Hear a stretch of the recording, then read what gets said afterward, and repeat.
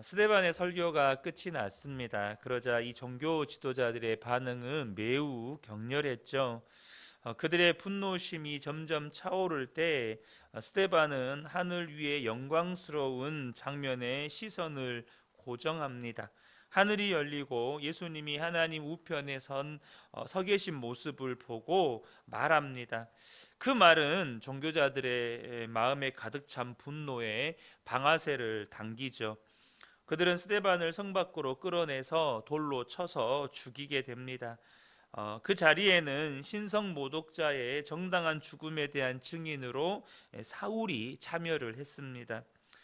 그로 인해 예루살렘에 불어닥친 이 핍박의 바람은 초대교회 공동체를 예루살렘 밖으로 밀어내는데, 이것은 예수님께서 승천하셨을 때 하신 말씀, 오직 성령이 너희에게 임하시면 너희가 권능을 받고 예루살렘과 온 유대와 사마리아와 땅끝까지 이르러 내 증인이 되리라 라고 하신 이 증인의 사역이 본격적으로 시작되는 시발점이 되었습니다.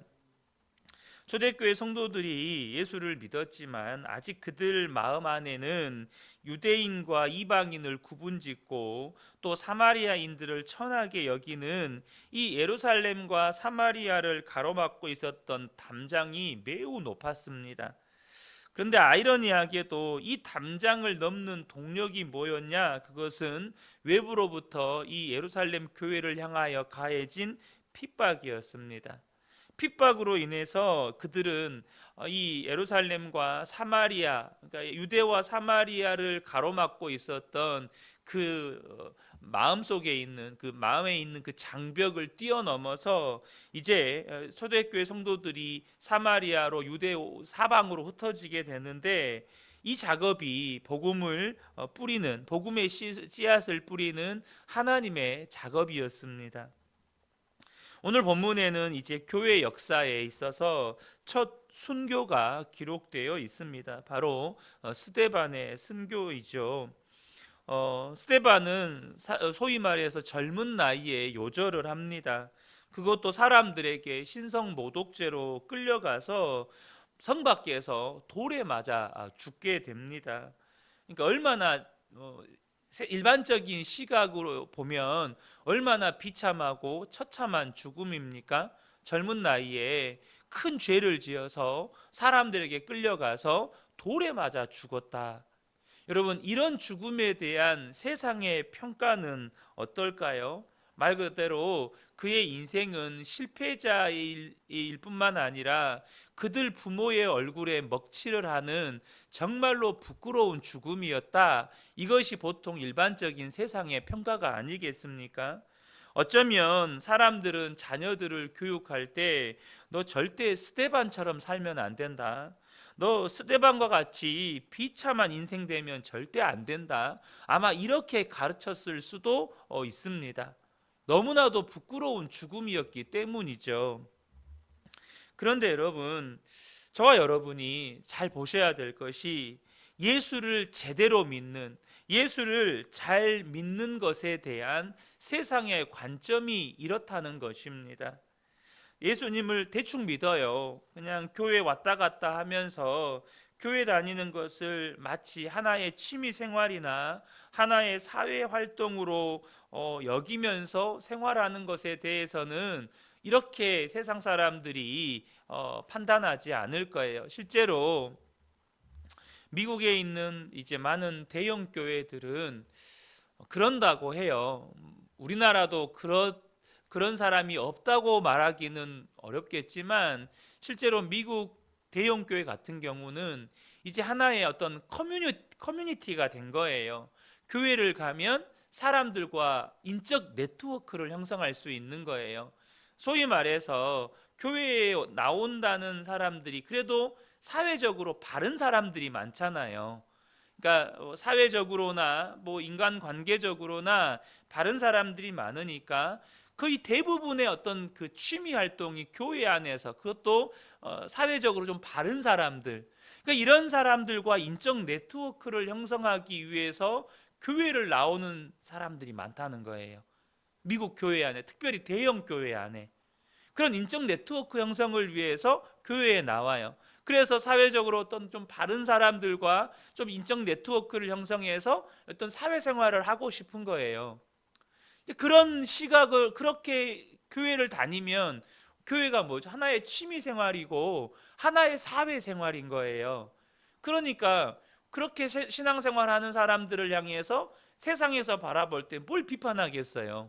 저들도 나름대로 어떤 인적 네트워크를 형성하면서 사회생활을 하는데 교회 다니는 사람들도 그렇게 저렇게 교회 다니는 거구나, 저렇게 신앙생활 하는 거구나, 그렇게 비춰지겠죠.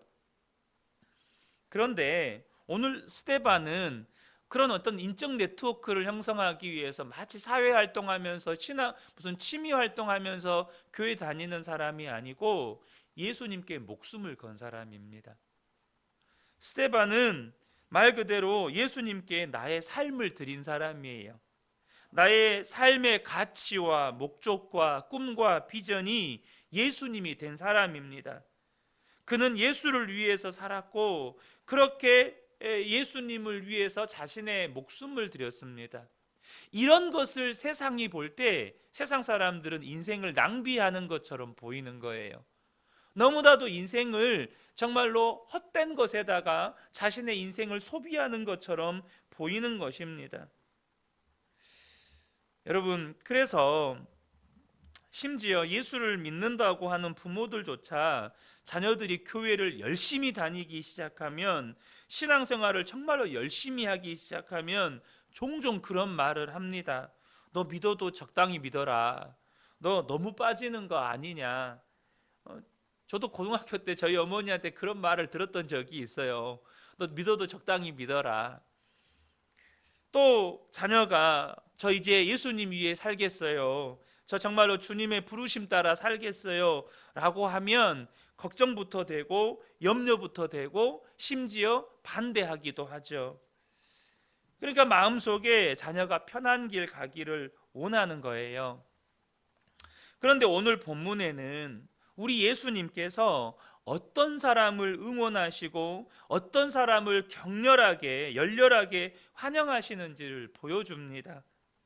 군중들이 분내고 있을 때 하나님께서 하늘을 열어주십니다. 그리고 스데반에게 그 열린 하늘을 볼 수 있도록 영안을 열어주십니다.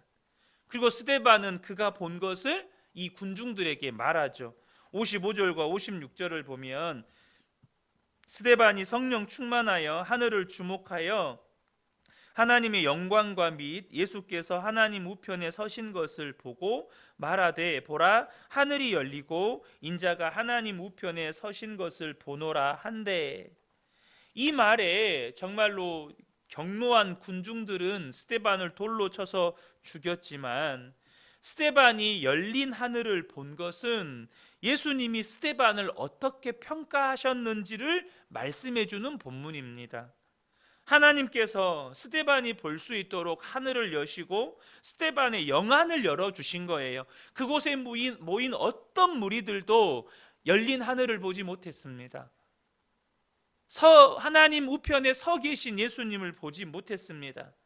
그러나 예수님을 위해서 목숨을 바친 스데반, 예수님을 위해서 자신의 삶을, 자신의 생애를 드린 스데반을 향해서는 하나님께서 그 스데반 한 사람을 위해서 하늘을 여시고 스데반의 영안을 열어서 그 하나님 나라와 예수 그리스도를 보게 해 주신 것입니다.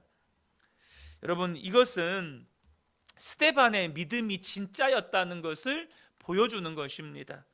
눈에 보이는 세상이 다가 아니고 보이지 않는 영원한 세상, 더 중요한 것이 실제하고 있다는 것을 또한 우리에게 확증해 주는 것입니다.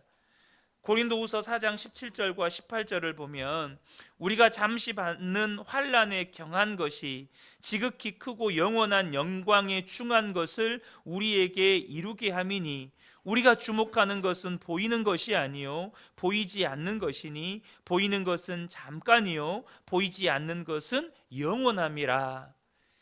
사도 바울은 환난과 영원한 영광을 비교하면 이 환난을 가벼운 것이라고 말했습니다.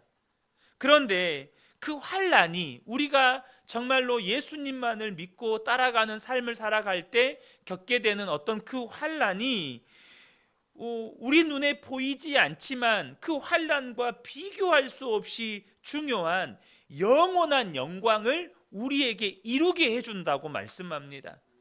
여러분, 혹시 예수를 믿는 것 때문에 어려움을 겪고 세상에서 어떤 손가락질을 당하고 어떤 조롱을 당하고 비난을 받고 박해를 받을 때 저와 여러분이 기뻐할 수 있는 믿음이 있으시기를 축복합니다. 그 환난으로 말미암아서 정말로 영원한 영광을 이루게 된다는 거예요. 그래서 진짜 예수를 믿는 사람은 무엇을 주목하고 살아갑니까? 사람의 눈에 보이는 이 눈에 보이는 것을 주목하고 사는 것이 아니고 눈에 보이지 않는 예수 그리스도와 영원한 하나님 나라를 주목하면서 산다는 것입니다. 스데반은 눈에 보이지 않지만 영원하신 하나님과 영원하신 하나님 나라를 주목하고 살았다는 것입니다. 예수님은 그런 스데반을 서서 보셨습니다. 그 말은 스데반을 주목하셨다는 뜻이고 예수님을 끝까지 따르고 예수님을 끝까지 전하다가 생애를 마감하는 스데반을 응원하고 격려하셨다는 뜻입니다. 여러분, 예수님은 어떤 사람을 주목하십니까? 정말로 나는 죽고 오직 예수로 사는 사람입니다. 예수님이 정말로 나의 주님이 되시고 나의 왕이 되시고 그래서 그 예수님 바라보고 오직 예수님의 인도하심을 따라 살아가는 사람, 예수님이 내 삶의 전부가 되고 삶의 목적이 되어버린 그 사람을 항상 주목하고 계시고 그것 때문에 어떤 어려움을 겪고 환난을 당하고 고난을 당할 때 그 사람을 향하여서 응원하고 격려하신다는 것입니다. 저는 우리 근혜교회 모든 성도님들이 예수님이 주목하시는 복된 성도님들 되시기를 축복합니다. 저와 여러분이 그 예수님 따라가다가 어떤 어려움을 겪을 수 있습니다. 정말로 때로는 한없이 그냥 주저앉아서 눈물 흘릴 때도 있습니다. 너무너무 고통스러워서 밤잠을 설칠 때도 있습니다. 그런데 그때 우리 주님은 벌떡 일어서셔서 울고 있는 저와 여러분, 정말로 너무너무 고통스러워서 밤잠을 설치는 저와 여러분을 응원하고 격려하신다는 사실을 꼭 기억하시기를 축복합니다.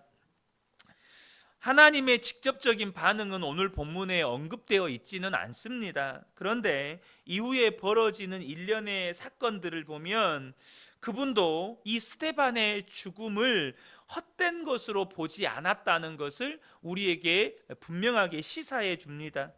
먼저 스데반의 순교로 인해서 교회가 어려움을 겪습니다. 어떤 어려움을 겪습니까? 이 예루살렘 교회가 큰 박해가 일어나서 사도 외에는 거의 대부분의 성도들이 유대와 사마리아의 모든 땅으로 흩어져 버립니다. 교회가 한순간에 성도들이 다 흩어져 버려요. 이런 어려움을 겪게 됩니다. 그런데 그럼에도 불구하고 성도들의 신앙은 더욱더 단단해졌습니다. 그리고 사방으로 흩어진 성도들은 이제 그것을 계기로 인해서 오히려 더욱더 활발하게 이방인들과 사마리아인들에게 복음을 전하는 사람들이 되었습니다. 또한 스데반의 순교는 그 스데반의 죽음이 합당하다고 증인으로 섰던 사울이 부활하신 예수님을 만나는 과정으로 진행이 되어서 결국 사도로 세움받는 결과를 가져오게 됩니다.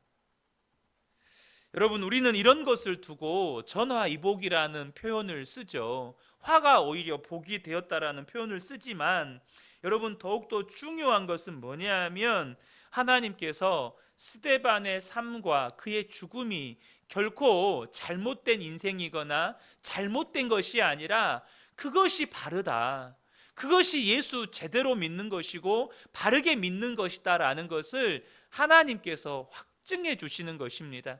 그의 죽음으로 말미암아서 오히려 더욱더 많은 사람들이 믿음의 사람으로 든든하게 서서 성도 본연의 삶을 회복하여서 정말로 사방으로 흩어져서 복음을 전하는 증인들로 세워지게 되었다는 것입니다.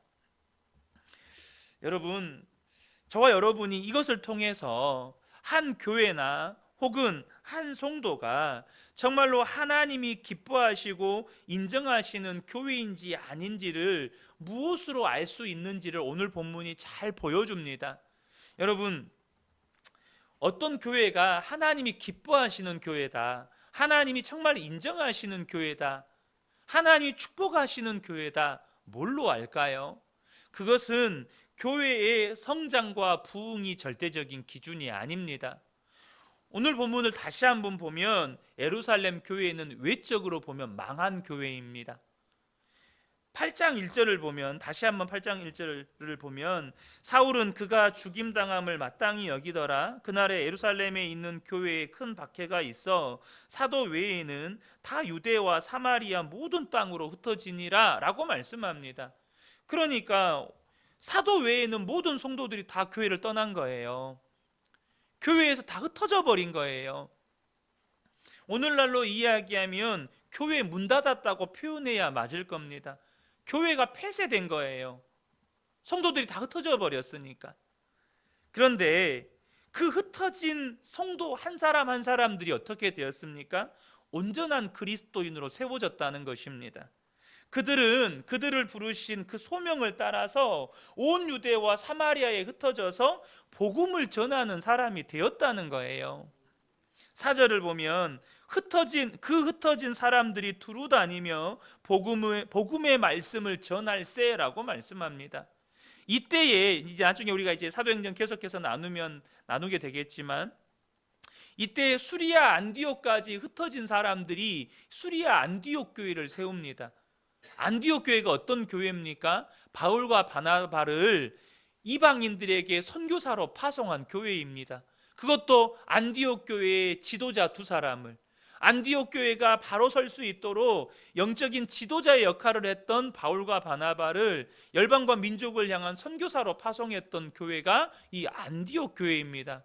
바로 이 초대교회에 일어난 박해로 말미암아 흩어진 사람들이 안디옥까지 가서 복음을 전하고 그곳에서 교회가 세워집니다. 얼마나 놀라운 일이 일어납니까? 여러분, 저는 우리 교회가 정말로 건강한 교회, 우리 건강한 성도님 되시기를 축복합니다.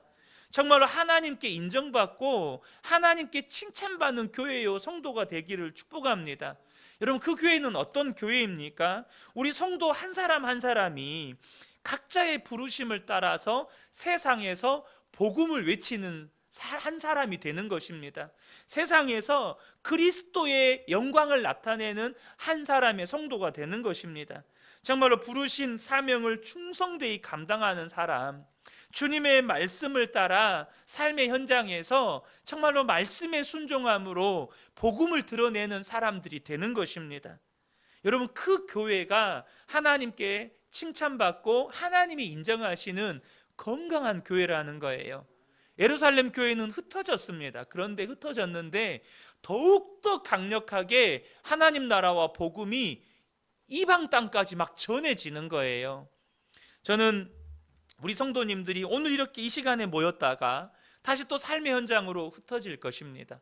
가정으로, 일터로 우리는 또 흩어져요.